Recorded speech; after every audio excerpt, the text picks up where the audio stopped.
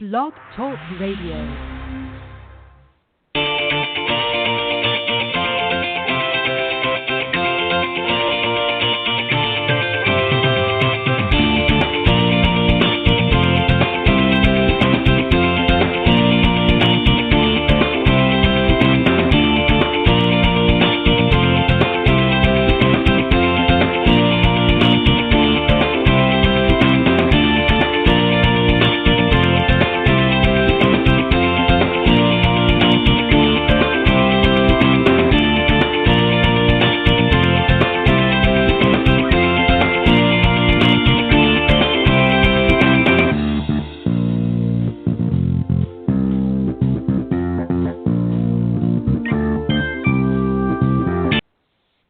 All right, good morning, everybody, and welcome back to the Women of Golf Show. I'm Ted Odorico, and right alongside, of course, is LPGA professional and Legends Tour player Cindy Miller. Good morning, Cindy. How are you?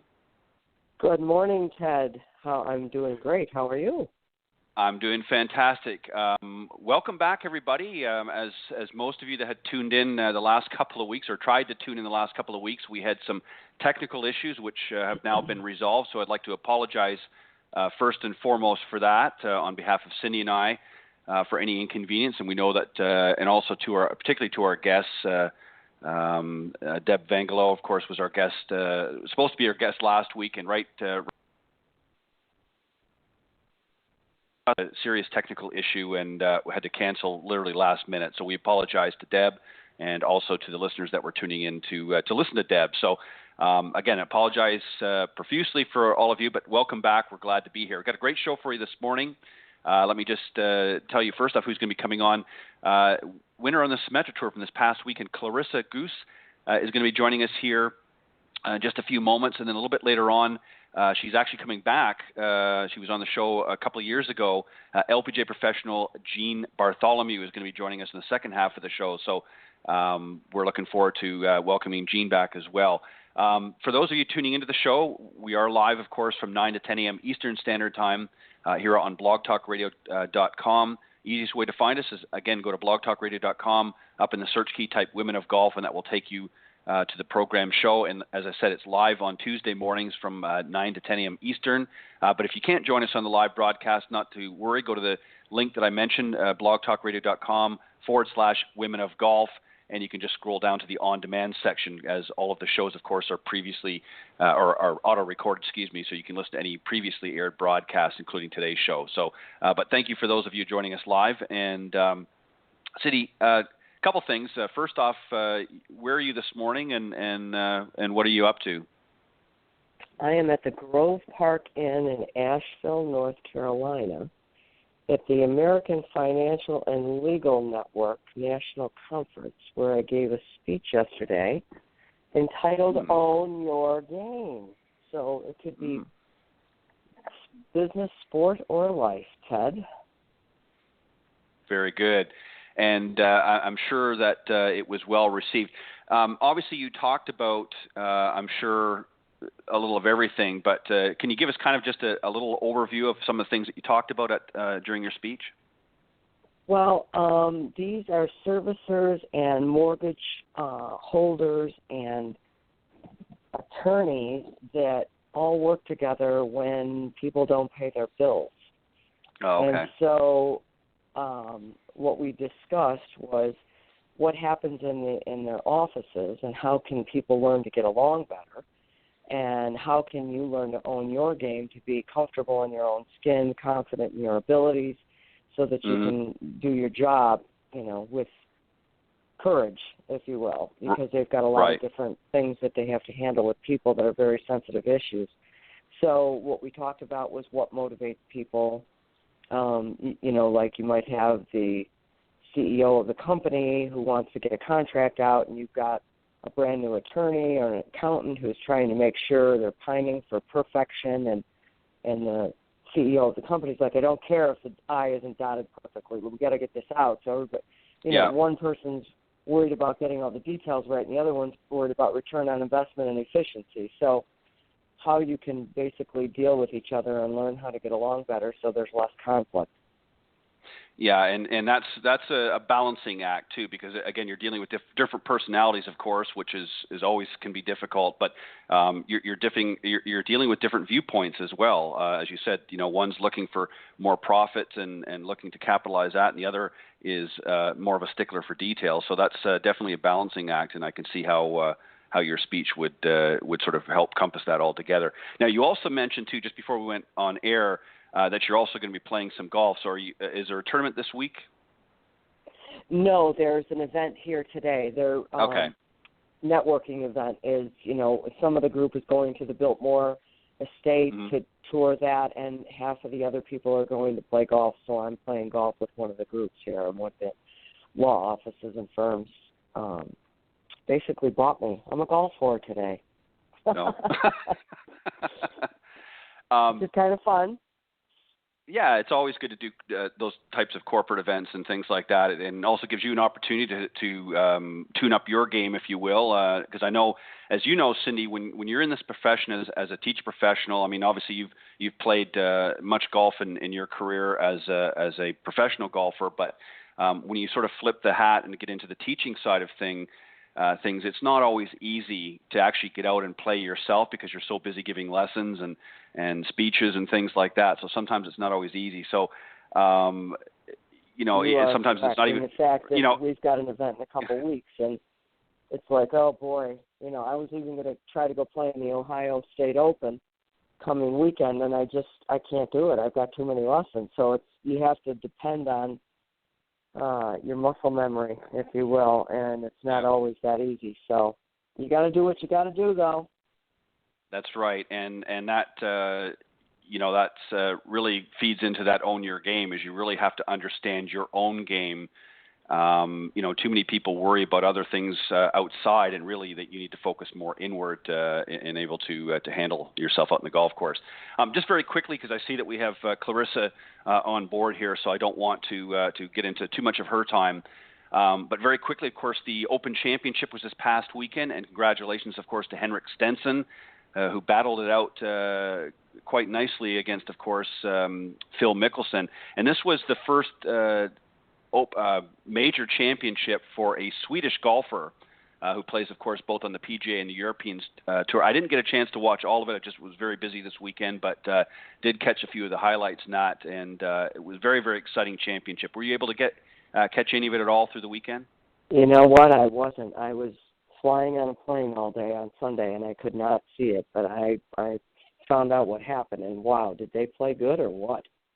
Yeah, you kind of feel bad in a little ways for Phil because, of course, right through the early parts of the tournament, he was leading by a number of strokes, and then, of course, Henrik putter started to really come together, and obviously all of his game was well, but his putter really pulled him through some many difficult holes, and ultimately ended up winning by 3 shots. So again, congratulations to Henrik Stenson. And, certainly Phil played extremely well throughout the Open. He has nothing to be ashamed of, but it's always difficult when you come into a tournament like that leading for the first few days and then ultimately end up losing the tournament. So I'm sure it's not easy. But speaking of tournaments, of course, this past weekend as well was the Danielle Downey Credit Union Classic, which is part of the Symetra Tour events throughout the year, and this young lady that won the tournament is joining us this morning, and her name is Clarissa Guce, and she's ready and willing. So let's bring her out, and we'll talk a little bit about her win and how she's doing on the Symetra Tour. Good morning. Good morning. How are you doing? Thanks for having me. Thanks for joining us. We're doing very well. Clarissa, let me just ask you very quickly, and I apologize if I did say it. How do you pronounce your last name correctly? Is it Guce? Guce. Guce. I'm sorry. I wasn't sure if the E was silent or not. Well, thank you for correcting me. Common mistake. No, thank you. Not a problem. Hey, let me just ask you very quickly. Obviously, you just had a win here on the Symetra Tour. Was this your first win? Yeah, it is my first win. So, for it to happen at Danielle Downey Classic, it's kind of amazing at the same time. And how did you tell us a little bit about your event? How did it go? And were you leading at any point, or was this something where you came from behind? Tell us a little bit about how things went over the weekend. Over the weekend on Saturday, I was actually tied for the lead, but only shot 1 under on Saturday. So I think I was a stroke back leading into Sunday.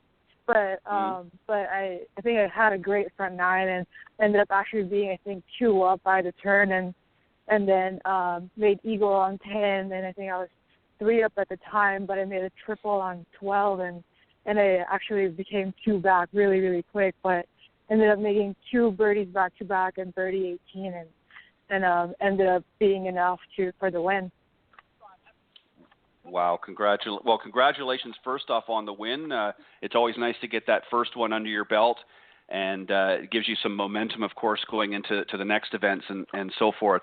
Let me ask you something. I don't know if you heard what we were just talking about. Of course, the Open Championship for the men, for the PGA Tour players, and obviously European players was this past weekend. Someone who's played on obviously Symetra Tour for a little while, and this is your first win, but you've obviously, I'm sure, been in positions where you've been close to the lead and maybe didn't capitalize until this weekend. What kind of goes through your mind, as you're doing well in an event, and then all of a sudden, obviously I'm referring to what happened to Phil Mickelson. He was leading the tournament and having a great time, but then all of a sudden lost that lead. What goes through your mind as a player in that position? It's actually my rookie year, so this is actually my first time I've been in contention out here. But in previous tournaments, like in college, I mean, if you're leading most of the tournament and then you end up kind of losing it. I mean, as a player, you almost just have to give props to that other player for just playing his heart out and kind of if they outplay you that day, you just have to give them credit and just say, hey, I did my best, and you know what, there's more tournaments to come, and try and get them all in the other tournaments. Wow, that's a great attitude. I like that, and that's not always easy to do. Amateurs could take something away from that. Now, you mentioned college. Where did you go to college? I just went to a small D1 university in Southern California called Cal State University Northridge. It's about 20 minutes north of LA. Oh, very good. Now, you obviously played. Did you play on the team there? Yes, I did play. Ended up staying there for 5 years. I had a redshirt year for when I was injured for shoulder surgery, but I had a great recovery and ended up having the best season my junior and senior year afterwards. So it was a good break. Well, that's good. Now, how did you injure your shoulder? What happened that caused you to injure your shoulder? They said it's just wear and tear over time playing golf. So I ended up with a torn labrum, and it just took a while to heal. So took us 8 months to recover after the surgery. But right now, it's better than ever. Wow, that's great. Cindy, go ahead. What did you major in? I majored in kinesiology. Well, that's a good thing to major in. It's going to fly on the tour. Go ahead, Cindy. Oh, I'm sorry. So tell me, what's the strongest part of your game? I'm sorry? What is the strongest part of your game? I think my driver is, for me, I feed off of my driver a lot, knowing that I can put the ball in play under pressure. And then I think for that tournament, my short game was just amazing. I think my driver and my short game is probably the best parts of my game and something I can always fall back on under pressure. So I'm kind of glad that came through that weekend. Did you win any college events while you were in school? Yes, I did, actually. I think my senior year I ended up having, 3 first-place finishes.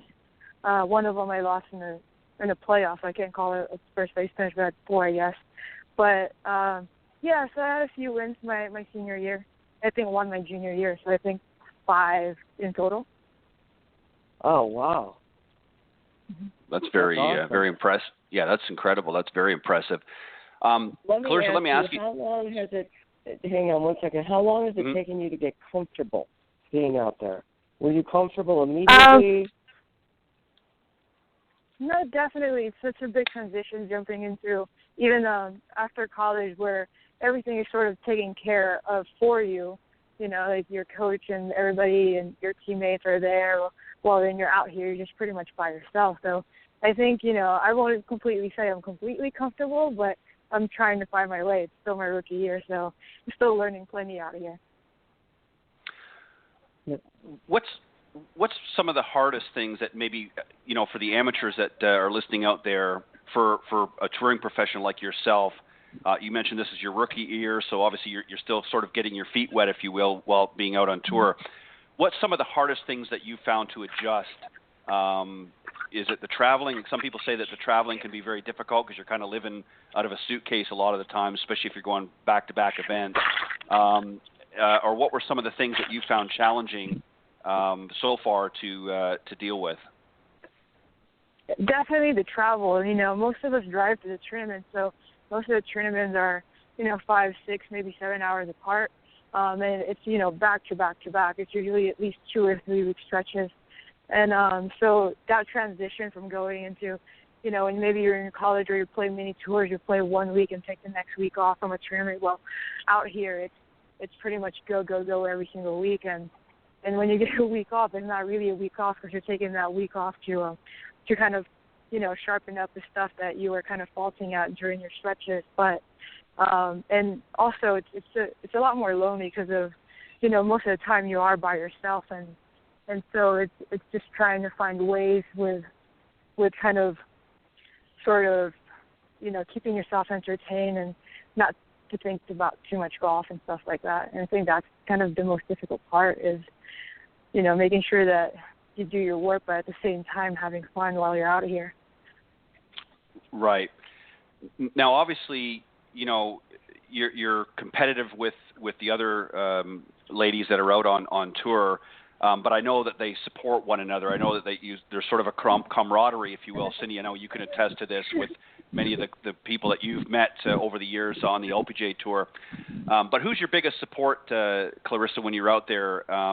You know, is it family? Like, how do you stay connected to, you know, when the chips are down, as you say, and you're not maybe playing your best? Mm-hmm. What do you do to sort of keep yourself picked up? Because that's obviously, that falls into the mental side of golf, is keeping yourself alert, mm-hmm. Not only on the golf course, but even away from the golf course. Maybe if you're not doing well in a particular day's round, how do you keep yourself motivated and charged up? Do you connect with your family, and do they sort of do that, or how do you do that? Yeah, definitely have my team back home, and more importantly, you know, my family and stuff like that back home. But more importantly, out here, it's kind of nice. You know, I kind of found a group of friends where we kind of just feed off each other, and, you know, try to kind of pick each other up as, you know, if one of us are down, and we kind of make fun of it because we're all rookies in our little group, and so we kind of, you know, call it a rookie squad, I guess, and we kind of help each other out when we're out here, and you know, on and off the course, and so I think I have that support group. So I'm kind of comfortable with that. Sorry. Well, that's good to have that support group, and it's nice to have, you know, the group back home as well. I think that's important. It helps keep you grounded as well. Cindy asked you about your strong part of your game. What about your weak area of the game? What area do you struggle most with that you really need to sharpen up, and how do you go about doing that? I think my putting is definitely, it's very streaky right now, but it's definitely improving. For me, it's just making sure that to strengthen it, I just have to, I guess for me, I overthink it. I have just to make sure that, you know, I trust what I see and just kind of commit to it. And I think that's the most trouble that I have, is just committing to a line and making sure that I just trust myself and stick with my instincts. Now, I'm sure you're familiar with the term being in the zone. Was there a point in this weekend's event, you know, a lot of people that you know, play very well in an event, especially that go on to win the event, say that there comes a point in time where they feel like they're in the zone. Was there a moment or a part of the tournament this weekend where you felt that you were just in the zone and really that you didn't have to think a lot? Do you understand what I'm saying? Yeah. I think after 12, I definitely just felt like I was a little bit more focused and a little bit more.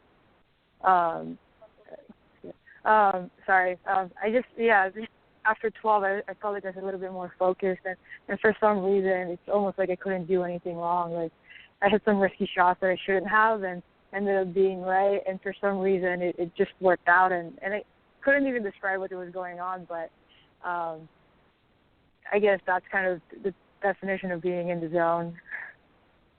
Right. Well said.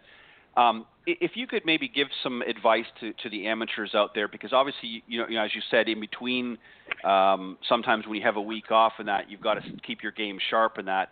What's some of the, and I don't like to use the word criticism, but if you were to critique, let's say, is maybe a better way to put it, what you see some of the amateurs out there doing, what advice would you give them if they wanted to play? They may not want to play at the level that you play at, obviously, but they want to just play better. What advice would you give them? What should they be working on, and what should they be focusing on, and what shouldn't they be focusing as much time on? I think the more important part of the game is just making sure that you remember that it is just a game, and you'll be surprised how things turn out differently when you just have fun out there. I think so many people, when they do play golf, they get, too, I don't want to say like angry or anything like that, but they take it too seriously, where the game stops being fun. And I think if a person just kind of goes out there and tries to have fun, and even without doing anything different with their game, things just happen to fall into place. And I think that's just kind of key for more amateurs out there. Well said. And Cindy, I know you've played many events, and it's not always easy to have a positive attitude out there, especially when things are not going right. What do you think you could add to that, Cindy, as far as helping some of the amateur golfers out there sort of keep that confidence going? Well, I think they need to know their game. They need to have realistic expectations. It's not easy, needless to say, to do all this and to play and to stay focused. And I like what Clarissa said about trusting your instincts. It's almost like you think enough, you know how to play, you've worked at it hard enough, and now your left brain can make a decision and your right brain's got to hit the shot. Would you agree, Clarissa? Yes, definitely. Because the more you think about it, the tighter your muscles get, and then you can't perform. Yeah, I agree with that. It's just something definitely that we talk about with my coach. Yeah, and that's, by the way, who is your coach, honey? Right now, my coach is Bobby Laskin at Arroyo Trabuco. Beautiful. Very interesting. Very interesting. Mm-hmm. Now, you obviously mentioned you had a triple. What was it? I guess on 12. Mm-hmm. How did you regroup from that? What went through your mind to sort of flip the switch and say, okay? Because a lot, you talked about, anger with some of the amateurs out there, that they kind of get a little bit too emotional and worked up in that. What did you do to sort of flick that switch and say, okay, I've played a bad hole, but I've got to move on? What do you say to yourself internally to sort of shake that bad hole off? Honestly, believe it or not, I walked off of that green laughing. Like, I just thought that it was so bad that it was just funny. So I even, turned to my caddy, Gina, at the time, and I just said, it's fine, we'll get a couple back. And I knew that I was putting well enough that week. As long as if I hit the green, I can give myself a good opportunities and try to roll a couple of them in there. So I wasn't in panic mode or anything. It's just I feel like what's going to happen is going to happen. So if it's for me, it's for me. If it's not, there's more tournaments to come. And I was just happy to be in a position to play, the second to the last group in a tournament and be in contention. And I'm not going to worry about one bad hole if there's more to come. Exactly, and that's kind of a little bit out of the Brooke Henderson playbook, as you may recall a few weeks ago when she, I believe on 17, hit a bad shot, and she was laughing and kind of joking around, and it so much so. And Cindy, we were talking about that actually when we were in the program, and we sort of talked about how some of the announcers were kind of shocked by that, because here she is, obviously ready to win the tournament. And, most players would be a little bit a different approach. But as you just pointed out, it was just one bad hole. There's more holes to play, and you didn't allow it to sort of, overshadow the other good holes that you had been playing up to that point, and were able to move forward and ultimately win the tournament. And that's an testament, I think, to the mental sharpness that a lot of the players out on tour have now. So what's next for you? What's the next event coming up? We're actually in Michigan right now for the, I think, I'm sorry. We're in Michigan right now. We are in, where are we at? I'm sorry. Michigan. We're a tournament. I'm like in the middle of a practice round, so I'm kind of zoning out here. But we're in Battle Michigan for a tournament this week, and it's just so many tournaments. I can't keep up sometimes. Or just show up to a tournament and, play the golf course. Well, the main thing, Clarissa, is when you win the tournament, that's when you remember where you are, and that's okay. I did remember I was in Rochester. Well, that's fantastic. Well, listen, Clarissa, we're going to let you go back and continue on your practice round. Congratulations again. Much continued success, and thank you for joining Cindy and I this morning on the Women of Golf Show. All right. Thank you for having me. Have a good day. Thank you. All right. Good luck. All right. Bye-bye. Cindy, I know we talked. We were talking a little bit about this, and I just want to touch base on this again while we're waiting for Jean to come on board. She talked about how she sort of just her attitude, when she had that difficult hole, is not like what we see many times with most amateurs. Most amateurs tend to get very anxiety creeps in, and that. What do you say to some of your students that maybe don't have that sort of relaxed attitude during a difficult time? How do you try to help them stay focused on the task at hand, number one, but also not to allow sort of negative thoughts to start creeping in and anxiety to build? What do you do when you're teaching your students to help them on that part of their game? Well, they need to realize that they can't control the outcome. They can only control themselves. And I find it very interesting that Clarissa was laughing after she flubbed up number 12 because no one tries to mess up on purpose. Sure. I've never met anyone who tried to mess up on purpose. So if that's the case, then you just have to laugh it off and say, okay, I'm not sure what I just did, or I do know what I just did, and I've got to fix it. So you really can't control the outcome, or we would all win every week. We all want to win all the time. And that doesn't happen. Only one person wins per week. So, I am sure that her attitude helped her win, to be honest with you, because that's the way you need to think. And amateurs, I think, believe they can control what happens, and then they get down on themselves when they don't do a good job. You got to just say, hey, look, I just tried the best I can, and I didn't do it. So there you go. Yeah, well said. Now, you mentioned earlier, you're going to be playing today with a group of some of the corporate individuals that were at the your seminar, if you will, last night. When you're playing with amateurs like that, obviously you have a wealth of knowledge to be able to instill. Do you allow them to sort of come to you with questions, or do you try to, as you're going through and sharing some of your thoughts and experiences along the way throughout the round, or you just sort of sit back and let them sort of come to you and dictate what they want to, pick your brains about, if you will? I say to them, if you want help, you have to ask. Otherwise, I'm not offering. And you need to do that, because otherwise people are like, I didn't ask you for any help. Keep your mouth shut.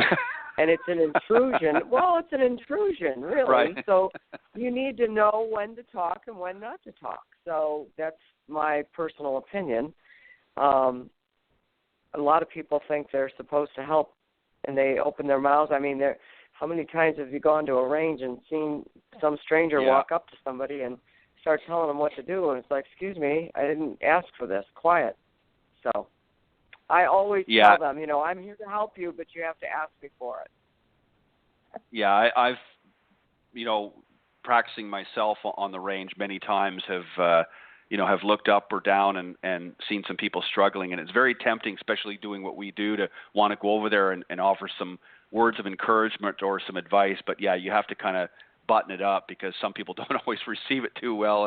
And I remember years ago when I first started doing it, I know that was something that was hard for me not to do, because by nature, I think when you're in this business, you want to help people. That's part of your natural makeup, is wanting to help people. That's why you get into this business. And, it's not always easy when you're first starting out to not want to sort of impart your wisdom, if you will. And some people don't always look at it as that. And yeah, you can get some surly looks and a few comments along the way. Let me just very quickly, Cindy, introduce our very special guest, the second half of the show, Jean Bartholomew, and then we'll bring her on. I see she's ready. As I said, our very special guest is Jean Bartholomew. She's an LPGA professional, and as an amateur, she won the New York State Amateur Championship, the Women's Metropolitan Stroke and Match Play Championship, and the UNC Woodbridge Invitational, as well as the Duke University Invitational. She finished runner-up at the 1988 NCAA National Championship, and after turning professional, she competed on the Ladies European Tour, Asian Tour, and played also the Japan LPGA Tour for 5 years. She joined the LPGA Tour in 1996 and played through 2008 full-time before beginning her teaching career. She's fluent in Japanese, and Jean also enjoys playing other sports, particularly tennis and basketball, and of course enjoys talking politics, a woman after my own heart. I love a little political talk as well. She's known as a long ball hitter, and she actually led in 1999 the LPGA Tour in driving distance and had multiple top 10 finishes on the LPGA, including a runner-up and 2 third-place finishes. And she won the LPGA Teacher and Club Professionals National Championship 4 times, including 3 in a row. Wow, that's incredible. From 2012 to 14, and was runner-up last year. So quite an accomplished golfer and accomplished player. She currently teaches at the PGA National Resort in Palm Beach and also at the Fountains Country Club in Lake Worth. She also teaches in Long Island in the summer months and tries to compete as much as she can on the LPGA's Legends Tour, which, of course, Cindy, you play on as well. And she had 5 top 10s on the Legends Tour, so she's certainly a very well-accomplished player. So let's bring Jean back on the show. Good morning. Good morning. Good morning, Jean. Thank you. Us. Can you guys hear me? Yes, we can. Yeah, that's okay. Perfect. Jean, I don't know if we're doing fantastic. We're glad you, of course, a couple of years ago were actually on the show with us with Cindy and I. I remember. Yep. And we're glad that you were coming back and able to join us. Let me just start off real quickly. I don't know if you were able to catch any of the earlier segment. We had a young lady from the Symetra Tour who's just sort of starting out. This is her rookie year, in fact, Clarissa Guce, and she just won this past weekend her first tournament on the Symetra Tour. So she's kind of just starting out her career. One of the questions that I asked for her is, when you're in the thick of things and you have maybe a bad hole or two, how do you sort of regroup from that? Because a lot of amateurs, as you know, Jean, both as a player, you've seen it, and also in your teaching profession, you see it as well, that they kind of beat themselves up with. What do you say to them, to players? And what did you do when you had a few bad holes out there in tournament play? How did you sort of regroup? I think you'd have different times where you'd use different techniques. Like sometimes, you were just playing so poorly and you couldn't find anything that you just kind of took what you got, and some days you had a bad score, you just couldn't help it. You were off, or you were stiff, or you're just, were hooking the ball so bad that, you tried to manage it. But other times, I would call, I used to have a good mad and a bad mad. So once you get in the bad anger mode, which was, throwing clubs and just beating yourself up, that was it for the rest of the round. It took me a while to mature enough to learn to have the good mad, where it was more self-motivating and Vince Lombardi, come on, and I'd set little goals like And that's how I teach a little bit. Every 3 holes, let's get one back, or just try to take your mind off what happened in the past and say, all right, if I can get one birdie every 3 holes till the rest of the round, and then your focus switched to that. But I turned from, you want to get off that train, the mental train of, oh, I stink, I can't, and then you start thinking about swing thoughts and trying to find a solution rather than just playing through it and setting little goals and turning off that negativity. It sounds easier than it is, but I think amateurs do it even more than pros because they look for more swing things out there, and then their playing partners will go, "Oh, you picked your head up and you're moving," and their other friend will say something else, and then they become swing freaks out there. They're looking for the answer. Where pros, I never really thought swing thoughts when I played. I just, it was more feelings or tempo or, I knew that it was in between the ears. But you learn that as you play. I think as a player, when you're young, you don't control your emotions as well as you do the longer you play and the more mature you get. It's just a part of life. So I don't know if that answered your question, but there were several different ways I did it. Yeah. And sometimes I didn't. Sometimes you just played like a dog, and what can you do? Yeah, that was perfect. Let me just ask something real quick, and then Cindy, then obviously jump in. But I asked Clarissa about, she had obviously a bad hole, number 12, I think she said, and how she sort of regrouped, and she actually made the comment, and then I referenced about Brooke Henderson off the Symetra Tour a few weeks ago, laughing after hitting a really bad shot. That's something you didn't see very much, I'm sure, on the tour and that over the years. And this is something that's kind of caught a lot of people off guard. Brooke Henderson, of course, on 17 on her event, hit a bad shot and, was laughing and joking up the fairway and to the point where many of the announcers found it very odd. It was just not, sort of in character. And Clarissa just mentioned about on number 12 for her, where she had tripled the hole, ended up laughing coming off the green. That's not normal, obviously, for most people, or certainly hasn't been. What are your thoughts on that? I mean, obviously, that's a great attitude to have, but that's certainly a testament to how they approach things. Is that for me or Cindy? For you. I'm sorry, Jean. Oh, okay. I think sometimes laughter is you laugh when you're nervous. So I don't know if it was a nervous laugh or she just has such a good attitude that, she understands that no matter how good you are, you're going to hit a crappy shot once in a while and you just laugh it off. And I've noticed, it's funny now that I don't play full time anymore, I can laugh at my bad shots and recover much better because it doesn't mean as much to me. So she must be a very well-grounded girl. And I had the pleasure, I played with Brooke in a qualifier. She had to do the Monday qualifier for Portland last year, and she ended up qualifying and winning the event, but just sitting by watching her, I think I shot 72 and she shot 68, didn't even really have a practice round. And she has that gift. Some people have that gift, and I said she and Lydia are the most mentally like Annika that I've seen in a long time. They just go about their business. Nothing bothers them. They're just never up or down. It was pretty fun to watch her play. And just, like you said, if she had a bad shot, it's like, oh, okay. And she moved on and got up and down for par. It was not like, it wasn't the end of the world. But laughing it off is a great, I mean, if it's not a nervous laugh, and there's the nervous laugh, Cindy, when, you're kind of embarrassed, like, oh my God, I just shanked it into the crowd or something like that, and you what else are you going to do? I mean, you laugh because you're embarrassed or you're nervous. Then there's the laugh of, you know what, I'm a grounded person and this isn't going to bother me that I made a triple. That's probably why she won. You know, if this girl won already, she has that knack for winning and the mental state that can get it to the finish line. Yeah, that's well and the said. assurance that she knows what she's doing. She's comfortable in herself and confident in her ability.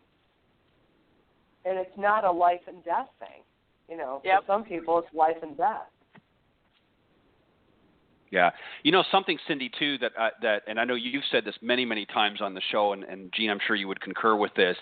You know, when we talked about, you know, some of the differences between the amateurs and professionals, she said that the amateurs really just need to go out there and have fun. And that really, I think, is something, you know, whether you're playing at your best or not, I think if you have fun while you're out there and just enjoy the round and enjoy, you know, the fact that you're smelling the roses, for lack of better words, I think helps to change your attitude. If you're out there and you're, I mean, obviously in tournament play you have to be more focused, but fun, I think, is a key word. And you know, Cindy, you've said this many, many times on the show that if you're not having fun, you know, you're not going to enjoy golf, and ultimately, if it happens too many times, you're probably going to end up giving it up.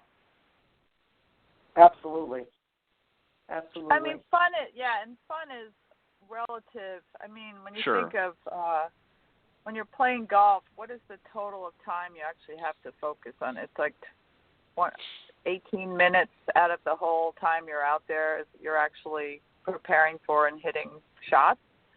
And maybe for an amateur, it's a little more because they're taking more shots. So it's kind of what do you do? What do you do in between for all that time when you're out there? I mean, you shouldn't be. I learned a lot. It's funny, when I retired, I went to a lot of Vision 54 classes at schools. I wish I had done it earlier, but you know, what do you do for that time in between to make it fun or to calm your mind and get, you know, why do you have to think about golf for the whole 4 hours? It's exhausting, right? Yeah, right. That's true as well, and you know, I think that what a lot of the amateurs are doing is, especially if they've had a few bad holes or hit a few bad shots, it's like a rewind loop. It's a replay loop. They're just playing those shots over and over on their head. So by the time they walk up to the ball again, they're not, you know, there's no clarity in their mind. It's just they're thinking about all the horrible shots they've hit, you know, up to that point in the round, and it just there's a lot of clutter in there. Cindy, that's something too that you know, as teacher professionals we have to deal with as well. How do you unclutter the closet, if you will, of the minds of some of the people that you're working with? How do you get them to stay focused? It depends on the person. You know, you say unclutter the mind but stay focused. Well, what are they focusing on? You know, if you don't want to think too much. You want to, you know, scan it, plan it, see it, and do it. You know. But it also depends on the personality of the person. If you've got a very analytical perfectionist, they may need a little longer process, if you will, to make sure that they dot all the I's and cross all the T's. But they still need a process, and you still have to go from left brain to right brain so that right brain can hit the shot. You can't play with your left brain. Trust me, I've tried for too many years, and I'm exhausted, and I can't do it anymore because it doesn't work. You know, Gene says he never has swing thoughts. I'm like, oh my God, I'd like one round of golf where I don't have a swing shot or a swing thought. So that's what you have to do, and you learn by failing. You know, what are my weaknesses? What do I need to work on so I can have more fun playing golf? Right. And you know, those are great points, and I think that's where a lot of the amateurs struggle. Gene, obviously, in addition to playing some great golf, you're teaching now at a number of great locations. Nat, tell us a little bit about what you're working on right now, and what where you see things sort of transitioning as far as teaching goes, and also for the students out there. What do you think is going to be the sort of the next thing to be working on for a lot of the professionals? I think you're constantly, you want to keep up with the trends in teaching, just to be aware of what people are working on, what's the new Not that you have to teach it, but like I've made the effort to learn stack and tilt, to learn the one plane swing, to learn. I even read the A swing just because there's a Ledbetter Academy at my at PGA. I don't work for them, but you want to make sure you're up to date on the new philosophies. But I keep going back to realizing that if you stick to basics and work with each individual student with their strengths and weaknesses, I just can't. It's good to know, and you take little pieces from all these different teachers. I try to study the best teachers, and I go take lessons from them. I'll take a lot of lessons from Craig Harmon when I'm in Florida, and my coach from Long Island who's a very good pro. I'll go to Daryl Kessner at Deepdale and have him look at my swing, just because I want to see what other teachers are teaching. But I find the best teachers don't have a mold, and they don't fit people into a mold. I know the technology, people love, especially the younger people, they love the technology. I'm using a lot of the Huddle Technique app, which I find you can, share the videos with the students with the lines on. It's very easy to download on your phone. I use the V1 on my iPad. And depending on the student, there's some students who are technicians and they love the technology and the TrackMan and the launch, and you got to give them that to a point, but also explain to them that the golf swing is the golf swing, and the basics haven't changed over hundreds of years. But I was going to tell you a little bit about, I was out in Toledo. I did go to play the tournament. I got in and had a couple of pro-ams, and you're just watching these younger players. The girl I played with from Thailand, such a nice girl. I said, my rookie year was 96, and she was born in 97. She wasn't even 20, and I played with another Inji Chun. I think she was the rookie of the year a few years ago and then had some injuries. But how good they are so young, and maybe that's where the technology and the videos and playing one sport only. We all played. I don't know about you, Cindy, but I was a basketball player through college and field hockey, and I played all the other sports, and golf is just kind of a summer thing. But they're so good so young, and their mental, maybe they're all working with psychologists, but they just, like you say, they're so even-keeled out there. You never see like the old days, the temper tantrums or throwing clubs or...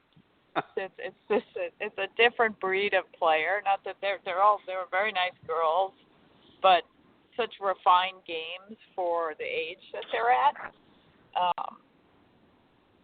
But no flair. The one thing you notice is there's no flair. Like every swing kind of looks the same. Right. They all hit it about the same distance. Long. Not super long, but fairly straight. No, you don't see any ball curving. And I know that some of that's the technology, but you don't see many shots worked at all, which is probably smarter than trying to work it, I guess. But I'm old school. Well, and Jean, you raise you raise a very interesting set of comments, and I want to just kind of touch on that. You talk about flair, and that's true. If you look at both on the men's and the ladies' tours, back a number of years ago, if you dial it back, even 20 years ago, 25 years ago, and you look at the personalities, obviously there's a lot of advancements in golf, and it's not just the physical. Everybody focuses on the physical part of golf, the golf ball and the equipment and that. But really, they weren't talking about the emotional side of golf or the mental side of golf 25 years ago. You never heard anybody, it wasn't really focused on. It was all about, hitting good shots and getting on the green and so on and so forth. But you're right. Most of the youngsters coming up now on both tours, or any of the tours really, male or female, are very, very focused. And it's almost like there's a factory and they're just pumping these kids out because they're all the same. There's no there are individual. There's a few stars that sort of rise out, and you see like a Brooke or somebody that comes out and sort of shines. But the swings are all kind of the same. Even Cindy, I think you would agree. Some of the young ladies that we've had on the Symetra tour, their answers are almost very similar. And I don't mean that as a criticism, but it's just they're very, very focused. They're all I don't even really know how to put it, but it's just there isn't much of a difference in how they sort of view things. Well, it's funny. I saw there's no color, if you will. There's no color. Right. Everybody's the same. It's almost boring. So I don't know if you saw the feature that Jimmy Roberts did on this guy. The nickname is Beef. And he's from somewhere in Europe. He's got this big, long beard. Oh, the guy with the big beard, yeah. Yeah, and it's almost like, you know what, we need a little bit of color because it's very, very boring. Right, exactly. Yeah, I think, go ahead. No, I was to say they're so good too that it's boring. It's that they all, especially the men's tour. I mean, they all hit it 320 and 8-iron 180, and putt well, and it's I guess you don't see many bad shots anymore, or maybe it's just the TV coverage. I don't know. But that guy Beef, if you saw him, he was overweight. He had this crazy beard. Just smiling and laughing. It was such a difference to see him. He wasn't a gym rat, you could tell. He didn't work out. But the beard, he looked like a dairy farmer from upstate New York. Sorry, Cindy. That's okay. That's why I like him. Yeah, that's so true, ladies.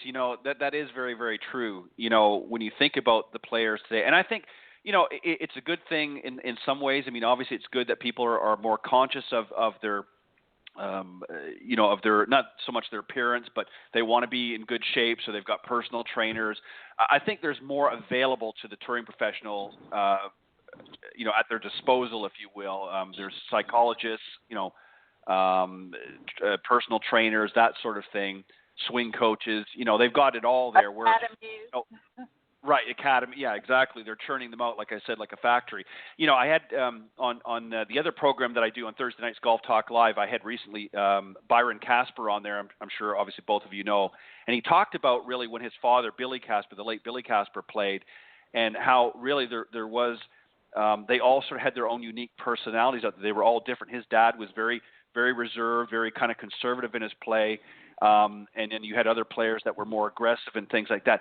And you certainly have a little bit of that now, but there is sort of a commonality, if you will, with a lot of the players today. And you don't really see the individual in this as you did. Annika is probably the last person. And again, she was very, stoic as well in her play, but you don't really see anybody out there that sort of separates themselves from the crowd if you didn't know who they were, didn't have a name tag, they would all look the same as you guys pointed out. Now you're still obviously playing on the Legends Tour as well, Jean? I'm playing a couple. I know, whenever I get in, it's they're small fields, so it's Cindy knows, they're not that easy to get in. Right. But I am in the one in French Lick, which I'm looking forward to. I love that golf course. As wacky as it is, it's so beautiful, and it's just a challenge. I think having some length is a little bit of an advantage there. I actually remember, Cindy, we were paired together, and we were laughing our way around the course. I didn't even have a practice round. Was that 2 years ago? I can't remember. It might have been last year. Maybe 2 years ago. I don't remember. No, it was 2 years ago. The first round we were paired together, and we were just like, oh, my God, because you could make a 10 on any hole, typical Pete Dye golf course. But I think I figured it out a little bit. Yes, and I think we both had a 10 in there on our card and didn't even hit too bad a shot. It's just Pete Dye, diabolical golf course. But so I'll play that, and then we have the BJ's. It's just a one-day event. Right. And the Teaching National Championships coming up in August in Orlando, which is like playing golf in a you might as well be in the sauna while you play. There's no difference. So that's at reunion again.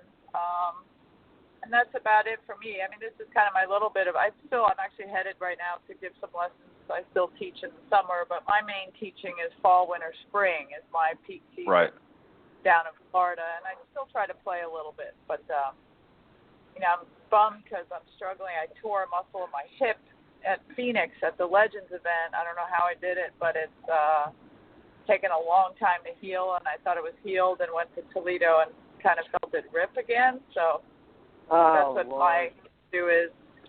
And it's my left hip, which is a bummer because you know how hippie I am in my swing. So I'm hoping I just tore the scar tissue a little bit, and then I can that's what the doc said. Maybe that's all it was. But I'll play. I don't care if I play in one leg unless I can keep. So yeah. I'll ask Gene, let me Cindy for how to play off your right leg. We'll figure something out. Well, it sounds like you guys have a great time at the events, regardless of how you're playing. Again, it goes back to what I talked about earlier about having fun. Very quickly, we only have a moment or two left, Gene. But who was your mentor? Who is somebody that you looked up to as you were coming up through the ranks on the LPGA, and that who were some of your idols, if you will, on the LPGA tour growing up? I remember. Growing up, when I was a kid, they used to have the LPGA event on Long Island, and I remember going out and watching. Funny, I was watching like Beth Daniel, Jane Geddes. I was always drawn to the long hitters. I would just go out and watch them hit drivers on the range. I thought it was really cool. That's when I was young, and all I cared about was hitting it far. But when I did get on tour, it's funny. Like Lisa Lott Neumann was a good friend of mine, and we're similar in age, but she had been on tour much longer. She turned pro when she was 18. Talked to her a lot, and it's funny, people like the older the player, the more advice they would give you, the more friendly they were. Like Joanne Carner, she was such a great. She has such knowledge of the game. If you ever had how do you hit this chip shot? And you go up to Joanne, and she'd have the cigarette hanging out of her mouth, and she'd be like, "Come here, kid, let's go to the tipping green," and she'd show you how to hit a particular shot from a particular lie. But you don't see as much of that now. I think everybody kind of has their little posse and their trainer and their coach. But I think back in the day when I first, and I was. 96 wasn't that long ago, but some of the, Hall of Famers were still out there playing, so it was fun to pick their brains, and they'd bust your chops, and you're the rookie, so they'd make fun of you, and in a nice way, But I didn't feel everybody would, if you had a question, they'd answer it. Now I don't know if I'm sure they do. I guess maybe when you're not out there all the time. Everybody is friendly on tour, now. I'm just not out there full time it just seems like everybody has their own little group of friends or their families with them, their parents, and their caddy. They have their pod. Would you call it a pod, I guess? I think they call it an entourage. It's more along, really when you think about it, as you said. Was a good. I just thought of it as Sherry Steinhauer is really good to me. We became friends, and she would be a good source for me to go to when I was a rookie. And, when I was out there, she was winning the British and still winning tournaments and in contention all the time. And she was a good person to go to if I ever had any questions. And you have a lot of questions as a new player out there. So, I'm sure the girls do it still, but it just doesn't seem like you have the camaraderie. Right. The way. I think the Symetra tour would be more like the old tour because girls drive to the tournaments together. And, it's just a different. They don't have as much money. They're scraping to make it by and staying in housing and that whole. It's a little different on the big tour now.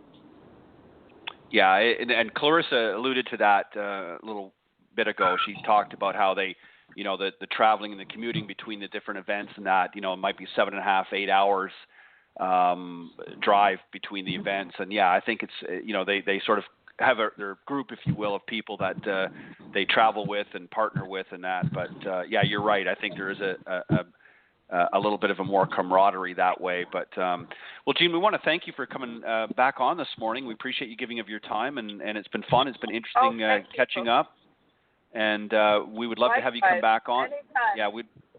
We'd love to have you come back on and have fun at you and Cindy have fun at when you go to French Lick, and hopefully you'll shoot lots of birdies and not shoot any tens. Oh, a ten's all right once in a while.